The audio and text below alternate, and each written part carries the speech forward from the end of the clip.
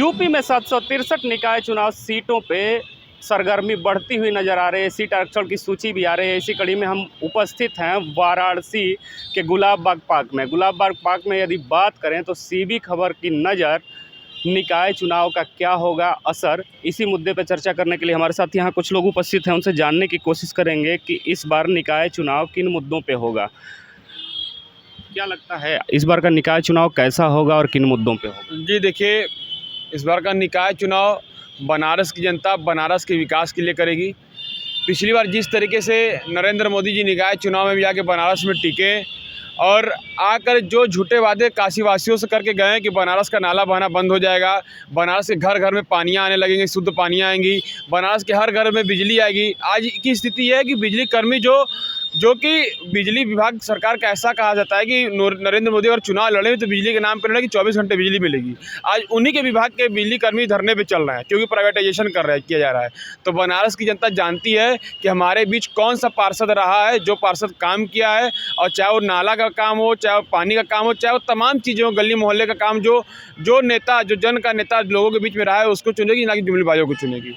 इसी कड़ी में कुछ लोग और भी उपस्थित हैं, उनसे भी जानेंगे कि स्मार्ट सिटी वाराणसी में स्मार्ट काम हुए हैं या नगर निगम का मुद्दा इस बार कुछ और भी असर दिखाएगा। देखिए, काशी की नगरी में अगर आप रह करके, बाबा भोले की नगरी में आप रह करके ये आप कहें कि माननीय मोदी जी ने स्मार्ट सिटी बनवा दिया है, तो आपसे बड़ा झूठा हमको नहीं लगता कोई होगा। पत्रकार साहब, आप जाइए, 90 वार्डों के थे, अब उसको 100 वार्ड कर दिया गया। जहाँ कांग्रेस के 2 पार्षद थे उस वार्ड को 1 कर दिया गया। जहाँ सपा के 2 पार्षद थे उस वार्ड को 1 कर दिया गया, ध्रुवीकरण किया गया। वहाँ पर क्या किया, जहाँ SC ST थे पार्षद वहाँ जानबूझ के जनरल कर दिया गया, जहाँ जनरल थे वहाँ SC ST कर दिया गया। पूरी तरीके से Bharatiya Janata party smart city के नाम पर जो चुनाव लड़ी थी वो कायम नहीं हो पाई। आप देख लीजिए, जितने भी आप कैंट से आप चलिए और लंका तक अब जाइए, ये हमारा मेन है। आप कैंट से निकलिए, लौरा बिर गदौलिया, बाबा काशी विश्वनाथ नगरी तक जाइए, आपको तार के जंजाल मिल जाएंगे। अगर अपना कैमरा अगर उधर देखिए तो पूरे तारों के जंजाल पूरे एकदम खम्भे पे है। आए दिन उस खम्भे में गाय सुअर टच होते हैं, लाइन उतरता है, मर जाते हैं। रोजगार के नाम पे आप बात कर लीजिए तो निकाय चुनाव से उसका कोई संबंध नहीं है। लेकिन अगर मेयर की बात कीजिए तो यहाँ इस बार मेयर को भी काशी की जनता कांग्रेस पार्टी को इसलिए जिताना चाह रही है क्योंकि मोदी जी ने सिर्फ जुमला किया, महंगाई के नाम पर महिलाएं जो घर की हैं, गैस सिलेंडर महंगा किया, बिजली के बिल को महंगा किया। ये सारी चीज़ों को देखते हुए जनता एक बार मुड़ रही है कांग्रेस की तरफ। गुजरात चुनाव आप देख लीजिए, हिमाचल चुनाव आप देख लीजिए, आने वाले 2024 के चुनाव आप देख लीजिए, ये पूरी तरीके से कांग्रेस पार्टी एकदम जीतने जा रही है, लहराने जा रही है और देश का विकास अब होने तय है।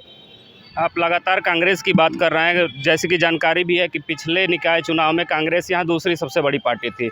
लेकिन क्या आपको लगता नहीं है कि नेतृत्व विहीन हो चुकी है कांग्रेस, जनता के बीच अपनी बातों को पहुंचा नहीं पा रही है? लगता है आपको अभी उस अंधभक्तों में से हैं पत्रकार साहब।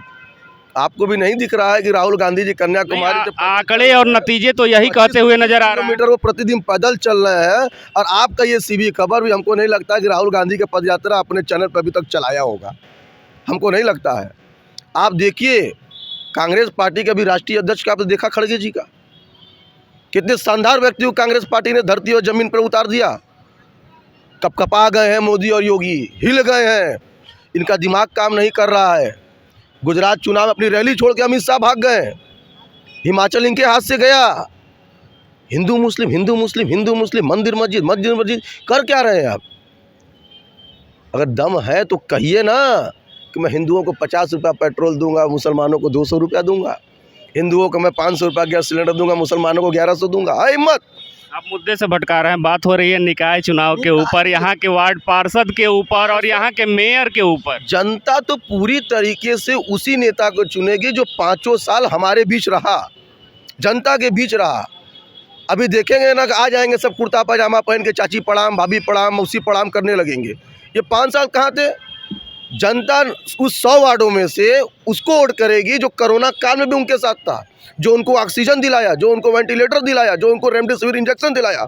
जनता उनके साथ रहेगी, ना कि जुमलोबाजों के संग, ना कि पैजामा कुर्ता पहन के बड़ी बड़ी लग्जरी गाड़ियों लेकर के।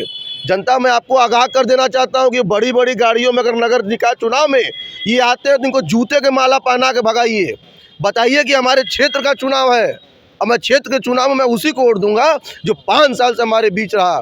कोरोना काल में कोई किसी को छू नहीं रहा था, मैं उस पार्षद को वोट दूंगा जो हमारे घर आके कोरोना काल में हमारे घर में जो मातम बना, जो कष्ट हुई, दुविधा हुई, दूध दिया, ब्रेड दिया, रेमडेसिविर दिया, ऑक्सीजन दिया, मैं उसको वोट दूंगा, मैं और किसी को वोट नहीं दूंगा।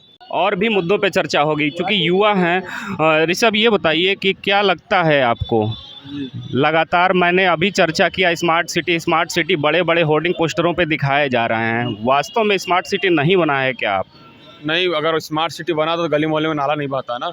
आप कह रहे हैं स्मार्ट सिटी, मोदी जी आए बनारस की काशी में धरती जब आए तो क्या माँ गंगा की कसम खाता हूँ बनारस को क्यूटो बना के दिखाऊंगा। तो हमें तो नहीं लगता कि बनारस क्यूटो बन चुका है।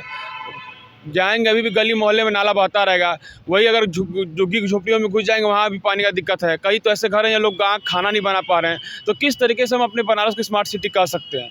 लोग कहें बनारस गड्ढा मुक्त हो गया है। बनारस के रोड पे आप निकल जाएंगे तमाम ऐसी जगह है जहाँ गड्ढा है। अभी लहरतारा पहुँच जाइए, पांडेपुर पहुँच जाइए, सुधाकर रोड पर पहुँच जाइए, आप इधर मड़ुआडी पहुँच जाइए, तमाम ऐसी जगह है। गड्ढा मुक्त वो हो गया है जो बनारस को दिखाने के लिए, जैसे कि कहते हैं ना काम नहीं करते हो दिखाएंगे बड़े बड़े होर्डिंग पे। मैंने बनारस में काम किया है। आप एयरपोर्ट से विश्वनाथ जी मंदिर तक आइए, रोड 1 नंबर मिलेगा।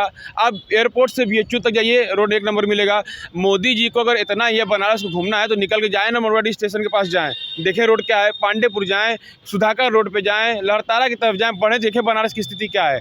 स्मार्ट सिटी के नाम पे सिर्फ और सिर्फ बनारस के और काशीवासियों का जुमले का काम किए हैं और आगे भी करते आएंगे। पर अभी की जनता, वर्तमान समय की जनता उस चीज़ को जाग चुकी है, देख चुकी है कि बनारस की जनता के साथ किस तरीके का इन लोग खिलवाड़ किया है। हर बार तो चुनाव आते यही सारी चीज़ें देखने को मिलती है, सुनने को मिलती है। अगर काम वास्तव में नहीं हुआ है तो 40 वर्षों से यहाँ भारतीय जनता पार्टी का मेयर क्यों स्थापित है? जी, 40 वर्षों से भारतीय जनता पार्टी का मेयर इसलिए स्थापित है कि एक जुमला देना होता है ना, जनता उस चीज़ को समझ चुकी है। देखिए, एक समय आता है जब जनता जानती है कि अब काम होगा, अब काम होगा, अब काम होगा, पर उस जुमले को बनारस की जनता समझ चुकी है। और निकाय चुनाव अभी हाल ही में आपके सामने आने वाला है और आप ही खबर दिखाएंगे कि बनारस की जनता किस तरीके से भाजपा के मेयर को उखाड़ फेंकी है। ये तो वक्त बताएगा, आने वाले समय में सारी चीज़ें स्पष्ट हो जाएंगी, क्लियर हो जाएंगी कि नतीजे क्या आते हैं। बशर्ते आपको और भी हम निकाय चुनाव की नज़र CB खबर के माध्यम से दिखाते रहेंगे। कैमरे के पीछे हमारे सहयोगी ऋषु पाठक के साथ मैं विश्वजीत कुमार। जय हिंद, जय भारत।